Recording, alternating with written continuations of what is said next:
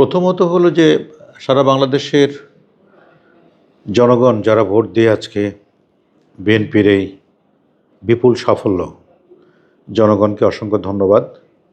কারণ বাংলাদেশের জনগণ একটা বিষয়ে প্রমাণ রেখেছে সবসময়, যে যখন যে সিদ্ধান্ত নেওয়া প্রয়োজন, সঠিক সিদ্ধান্ত নিতে বাংলাদেশের মানুষ কখনো ভুল করেনি। তেমনিভাবে এবারের নির্বাচনও মানুষ তাদের ভোটের মাধ্যমে রায় দিতে ভুল করে নাই। দীর্ঘ 17 বছর মানুষ ভোট কেন্দ্রে গিয়ে ভোট দিতে পারে নাই। মানুষের মনের মধ্যে একটা কষ্ট পুষে রাখা ছিল যে একটা সুন্দর সুস্থ পরিবেশে ভোট প্রদান করবে। তো সেটি এবার 2026 সালের 12ই ফেব্রুয়ারি সেই সুযোগটি মানুষ গ্রহণ করেছে এবং স্বতঃস্ফূর্তভাবে ভোট কেন্দ্রে গিয়ে তারা ভোট দিয়েছে।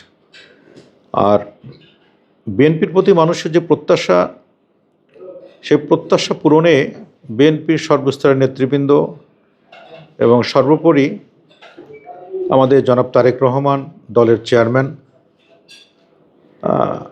তার কাছে তো বাংলাদেশের মানুষের যথেষ্ট রকমের ভরসা, আশা রয়েছে এবং আমার বিশ্বাস সেটি সে পূরণ করতে সক্ষম হবে। কারণ তার প্রতিশ্রুতি, তার যে পরিকল্পনা, উই হ্যাভ এ প্ল্যান, সেই প্ল্যান মোতাবেক তিনি কাজ করবেন।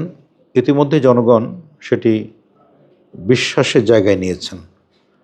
কারণ বিগত 2 বছর ধরে তারেক রহমান যে সমস্ত কথাগুলো বলছেন, বক্তব্য দিচ্ছেন, দেশের প্রতি, মানুষের প্রতি যে প্রতিশ্রুতিগুলো রাখছেন, যে পরিকল্পনার কথাগুলো বলছেন, সেগুলোর প্রতি কিন্তু দারুণভাবে মানুষ আশ্বস্ত হয়েছে।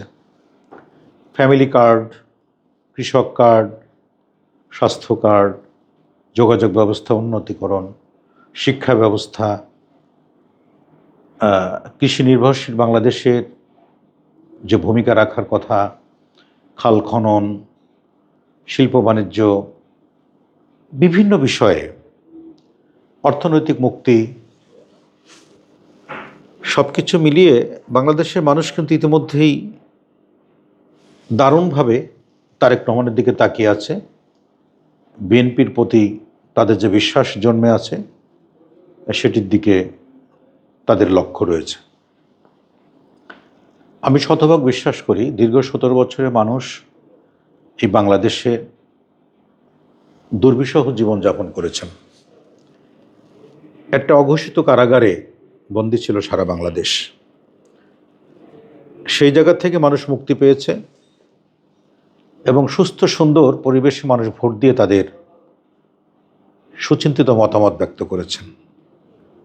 মানুষ আশাহত হবেন না, প্রতিশ্রুতি পূরণে তারেক রহমান প্রতিজ্ঞাবদ্ধ।